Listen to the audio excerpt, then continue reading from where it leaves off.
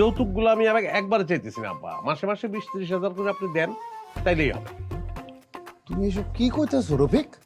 বিয়ের 2 বছর যাওয়ার পরে তুমি আমার কাছে যৌতুক চাইতেছো? জি আব্বা।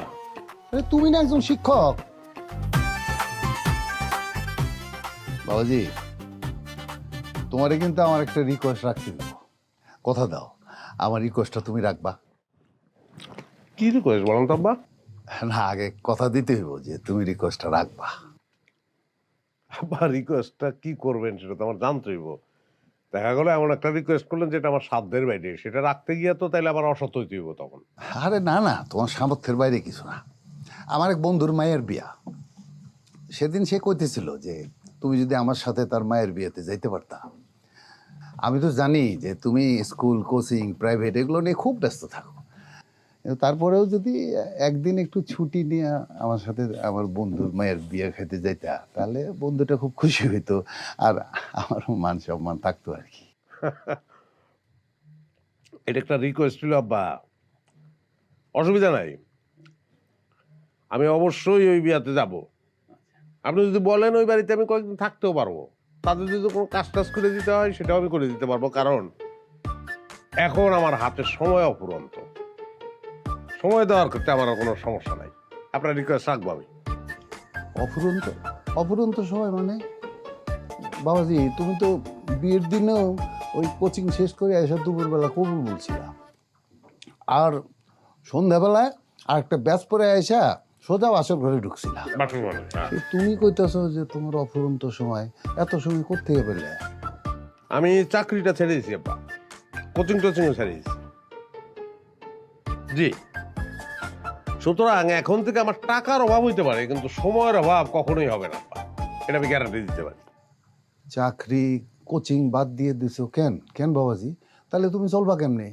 তোমার তো জমি জিরো তো নাই যে চাষাবাদ করে চলবা, আর ব্যবসারও তো তোমার কোনো অভিজ্ঞতা নাই। আমার তো খুব টেনশনে ফেলাই দিলা বাবাজি। আব্বা, টেনশনে যদি ফালাই দেই তাহলে টেনশনে আপনি পড়ে যান। না, আমার কোনো টেনশন নাই, কারণ আমি তো জানি আমার মাথার উপরে আপনারা আছেন। তোমার মাথার উপর আমরা আছি মানে মানে তুমি কি বুঝাইতে চাইতেছো বাবাজি? আমি বুঝাইতে চাইছি আব্বা, মানে আমি যখন বিয়ে করি, বিয়ের সময় আপনি কিন্তু আমার একটা মোটর সাইকেল, তারপরে ওই আলমারি, তারপর সঞ্চয়পত্র, কিছু ক্যাশ টাকা, এগুলো সব দিতে চাইছিলেন। তখন আমি আপনারা কি বলছিলাম? বলছিলাম যে আব্বা এগুলো আমার এখন দরকার নেই, যদি কখনো দরকার হয় তখন আপনি দিয়েন। তো সেই তখনটা এখন আসছে আব্বা, এখন সেই সময়। এখন আপনি সেগুলো আবার দিতে পারেন, কিন্তু এই যৌতুকগুলো আমি একবারে চাইতেছি না আব্বা, মাসে মাসে 20-30 হাজার করে আপনি দেন, তাইলেই হবে। তুমি এসব কি করতেছো রফিক? বিয়ের 2 বছর যাওয়ার পরে তুমি আমার কাছে যৌতুক চাইতেছো? জি আব্বা। আরে তুমি না একজন শিক্ষক, তোমার স্কুলের দেয়ালে লেখা থাকে যৌতুক দেয়া এবং নেয়া দুটোই অপরাধ। আর সেই তুমি তুমি আমার কাছে যৌতুক চাইতেছো, জি আব্বা। তো আবার কিস্তিতে? যৌতুক নেওয়াটা অপরাধ, দেওয়া অপরাধ, কিন্তু আব্বা ঘুষ দেওয়া নেওয়া তো অপরাধ।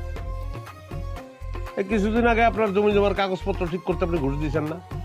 হ্যাঁ, তারপর আপনার ওই পেনশনের টাকা উঠানোর জন্য আপনি ঘুষ দিয়েছেন না?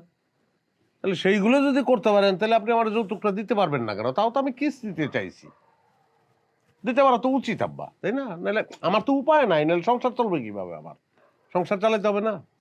তোমার সাথে কথা বলাও বৃথা। যুক্তি মানবে না। অনেক হয়েছে, আর খাওয়া লাগবে না, উঠো।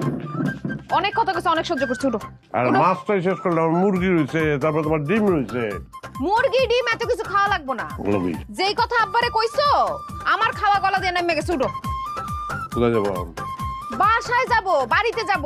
পাগল নাকি? কত বড় সাহস! আমি তো চিন্তা করছি আব্বা ওই যে বিয়ে বাড়ির কথা বললো না, সেখানে চলে যাবো, কিছুদিন থাকবো ওই জায়গায়। সময়ের তো এখন আমার অভাব নাই। তোমার বিয়ে খাওয়াইতেছে আমি। এই লোকমানটা দিয়ে নেই।